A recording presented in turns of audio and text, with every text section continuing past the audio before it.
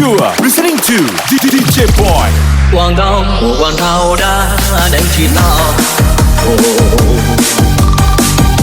Mua có gió chua khu, thì lo lo. Khu thì có thao, tu nên bao chi.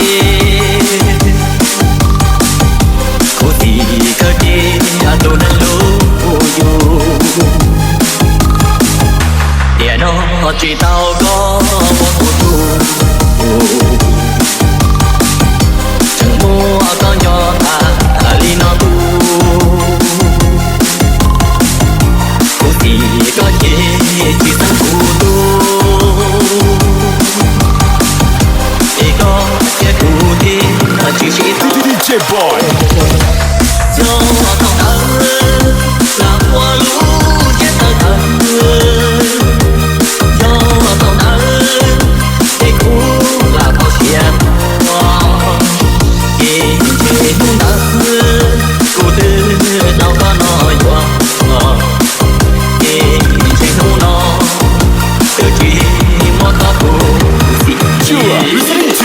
DJ Boy. 1, 2, 3.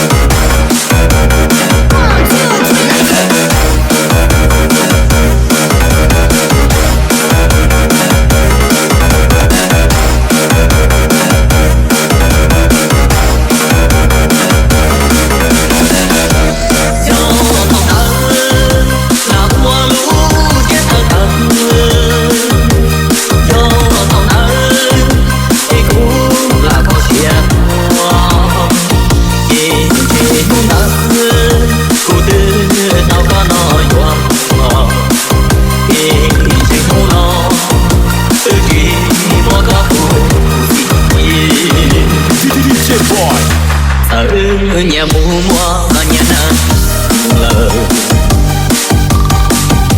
tăng lưu chỉ hở trình bao gió bò có buồn một chiếc có lúc cô nàng chỉ thêm sầu da chân của mọi người chỉ You are listening to DJ Boy. 1, 2, 3.